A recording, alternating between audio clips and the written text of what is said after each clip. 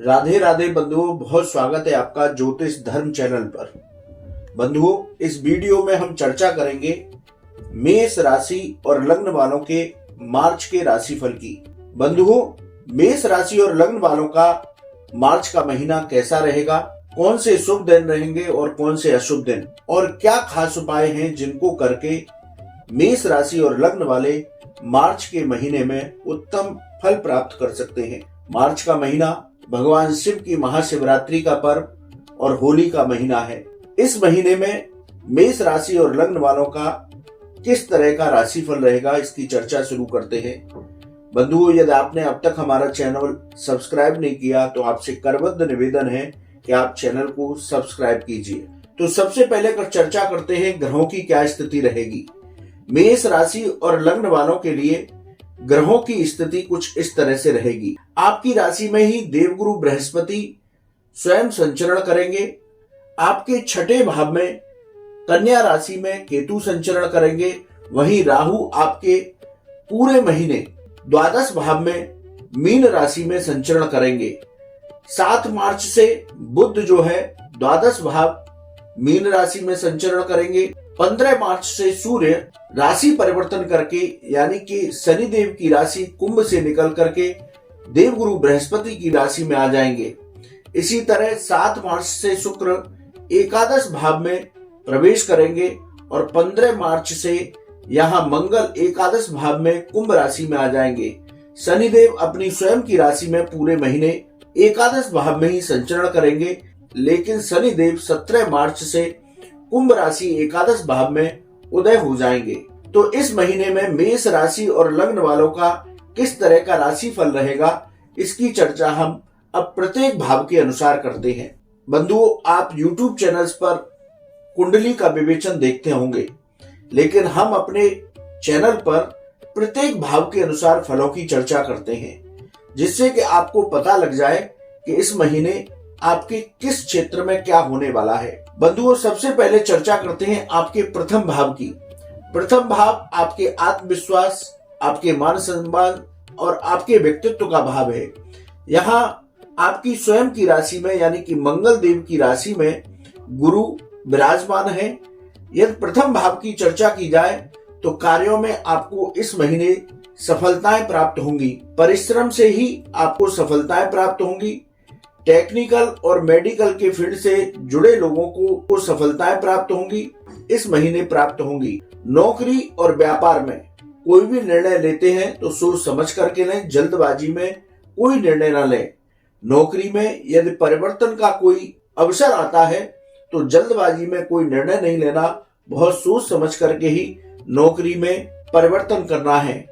15 से 31 मार्च के बीच वाद विवाद की स्थितियां बन सकती हैं, इसलिए नौकरी हो, व्यापार हो या परिवार, कहीं पर भी वाद विवाद की स्थिति से आपको बच करके रहना है। बंधुओं, चर्चा करते हैं द्वितीय भाव की।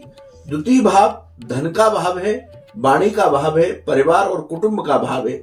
द्वितीय भाव के अधिपति शुक्रदेव लाभ भाव में एकादश भाव में संचरण करेंगे, तो आपका आर्थिक पक्ष इस महीने मजबूत होगा। मेष राशि और लग्न वालों का मार्च में धन आगमन अच्छा रहेगा, लेकिन जिस तरह से धन आएगा उसी तरह खर्च भी बढ़ेंगे। इसलिए इस महीने आप अपने खर्चों पर नियंत्रण रख करके चलें। वस्त्र उद्योग से जो लोग जुड़े हुए हैं उनको इस महीने विशेष लाभ होगा। वाणी पर नियंत्रण रखें। कुछ लोग आपके काम में रुकावट पैदा करेंगे तो वहां विवाद की स्थिति बन सकती है, इसलिए ऐसे लोगों से वाद विवाद की स्थिति से आपको बचकर रहना होगा। 15 से 31 मार्च के बीच परिवार में वाद विवाद की स्थिति बनेगी, जिससे आपको बचकर रहना होगा। बंधुओं, बात करते हैं आपके पराक्रम भाव की। पराक्रम भाव के अधिपति बुध यहाँ पर आपके 7 मार्च के बाद में द्वादश भाव में देवगुरु बृहस्पति की मीन राशि में संचरण करेंगे। 7 मार्च तक आपके पराक्रम में वृद्धि रहेगी। 7 से 25 मार्च के बीच आपकी यात्राएं होंगी। यात्राओं से ज्यादा लाभ की अपेक्षा आप करके न चलें। यानी कि कभी कभार ऐसा होता है कि परिश्रम करने से भी उतना लाभ प्राप्त नहीं होता, लेकिन धैर्य को बना करके रखें। भाई बहन और मित्रों के साथ वाद विवाद की स्थिति से बचकर रहें। बंधुओं, बात करते हैं चतुर्थ भाव की। चतुर्थ भाव पर राहु का दृष्टि संबंध है। चतुर्थ भाव आपकी प्रॉपर्टी का, आपकी माता का, आपके वाहन सुख का, आपके हृदय संबंधी रोगों का भाव है। यदि इस भाव की चर्चा करें तो इस महीने भौतिक सुख सुविधाओं पर आपके खर्चे बढ़ सकते हैं, इसलिए आप अपने खर्चों पर नियंत्रण रख के चलें। मैंने शुरू में ही आपको बताया था कि जिस तरह से आपके पास धन का आगमन होगा उसी तरह आपके खर्चे बने रहेंगे। तो खर्चों को नियंत्रण करके चलें, जहां आवश्यकता है वहीं खर्च करें। प्रॉपर्टी के जो मामला है उसमें यदि आप कोई जमीन लेना या मकान लेना बेचना चाहते हैं तो जल्दबाजी में निर्णय लेने से बचें। इस महीने आपके वाहन खरीदने के योग बनेंगे। माता के स्वास्थ्य का इस महीने आपको ध्यान रखना होगा। बंधुओं, बात करते हैं पंचम भाव की। पंचम भाव के अधिपति सूर्य 14 मार्च तक एकादश में भाव में रहेंगे। उसके बाद वो राशि परिवर्तन करके देवगुरु बृहस्पति की राशि मीन में द्वादश भाव में चले जाएंगे। बंधुओं, पंचम भाव जो होता है वो अचानक धन लाभ का भाव होता है, आपके संतान सुख का भाव होता है, विद्या का भाव होता है, आपके प्रेम संबंधों का भाव होता है। यदि पंचम भाव की चर्चा करें तो इस महीने आपको स्टॉक मार्केट से लाभ हो सकता है। शेयर बाजार में कोई भी आप निवेश कर रहे हैं तो बहुत सोच समझ करके निवेश करें। विद्यार्थी वर्ग को इस महीने सफलताएं प्राप्त होंगी।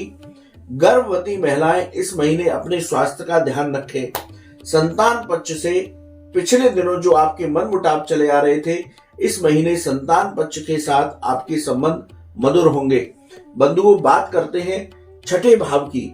छठे भाव में केतु विराजमान है, कन्या राशि में विराजमान है। छठा भाव रोग, ऋण और शत्रुओं का भाव होता है।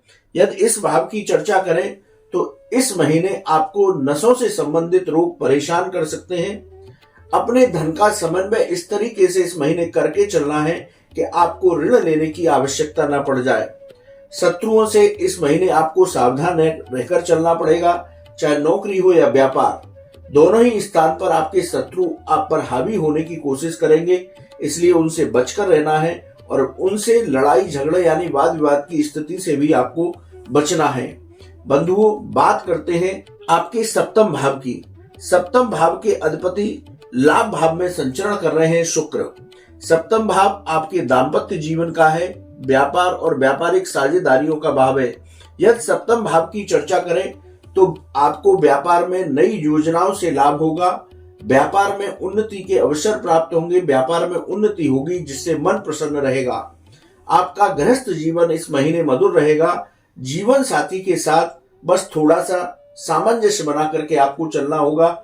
छोटी छोटी बातों पर विवाद की स्थितियों से बचकर रहना होगा। नई व्यापारी साझेदारी इस महीने यदि आप करना चाहते हैं तो बहुत सोच समझ करके निर्णय लें, उसके बाद ही कोई नई साझेदारी इस महीने करने का प्रयास करें। बंधुओं, बात करते हैं अष्टम भाव की।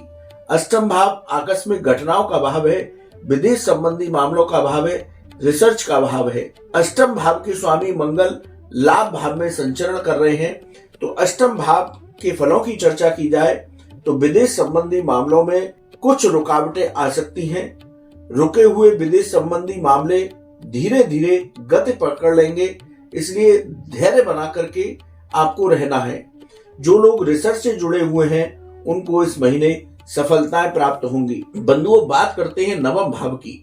ये भाग्य भाव है, ये धर्म का भाव है, उच्च शिक्षा का भाव है। ये नवम भाव के स्वामी देवगुरु बृहस्पति आपकी स्वयं की राशि में प्रथम भाव में गोचर कर रहे हैं, इसलिए आपको इस महीने भाग्य का सहयोग प्राप्त होगा। तो हम यदि कुल मिलाकर के कहें कि आप परिश्रम भी करें और भाग्य भी आपके साथ है तो इस महीने आपको बहुत अच्छी उन्नति प्राप्त हो सकती है। इस महीने धार्मिक कार्यों में आपका मन लगेगा और उच्च शिक्षा से जुड़े हुए छात्रों को, लोगों को सफलताएं प्राप्त होंगी। बंधुओं, बात करते हैं दसम भाव की।